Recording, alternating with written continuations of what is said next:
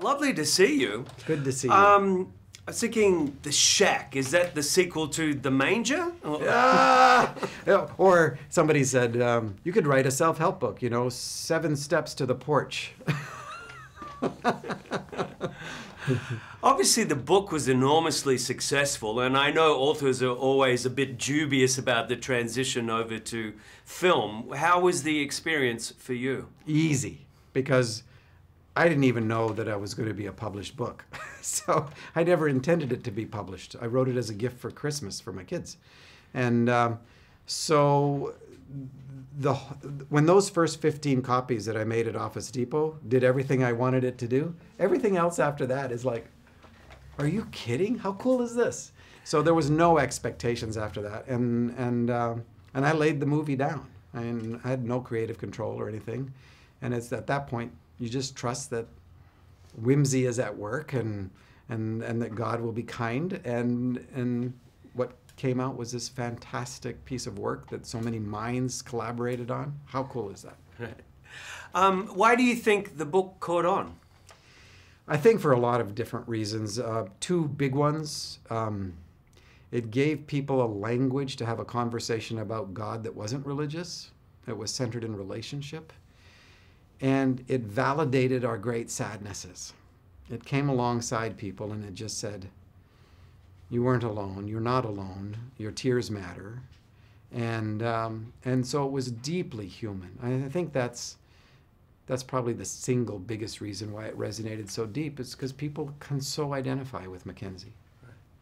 Now, I'm not sure if you consulted with Morgan Freeman before Octavia Spencer was cast. Well, I wrote Papa God as a large black African-American woman from day one. So it's, Morgan just wouldn't fit the bill, although I really love the guy. So. Were you more than a little surprised that 2 Aussies are playing the central couple in this film? How fun is that? I thought, how cool is that? I know Sam had to work a little bit, and his accent bleeds through here and there, but overall, and Radha she just knocked it out of the park. So both of them did. Sam did a fantastic job. Right. Yeah.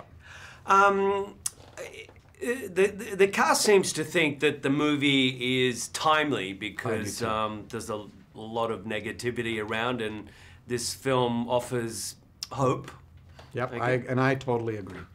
I think timing is the sandbox of the Holy Spirit. And so for me, the fact that it took this long and the fact that it took this kind of a journey to get here, it's all timing. I find that most miracles are timing miracles, and I'm thrilled. I think the timing is perfect, right.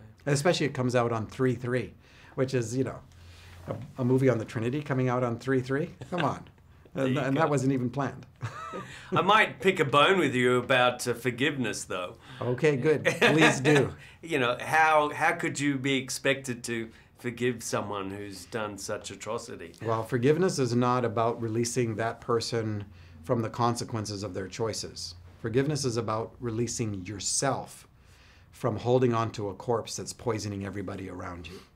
And so the issue of forgiveness is not the issue of reconciliation. And forgiveness is primarily for the one who needs to let something go. Because just because you want to hold on to that bitterness doesn't mean it's going to change things or fix anything. And it does poison you. It poisons your life, it poisons the people around you, and it becomes a place that you then decide to be, it's a sanctuary, and it really is a prison. And so, yeah, it's important for me. I've had to work through it. I've had to work through it with my dad. I've had to work through it with perpetrators. And then I've had to forgive myself for the things that I broke myself. And it's an essential journey for us as human beings. And that's one of the reasons this is so timely.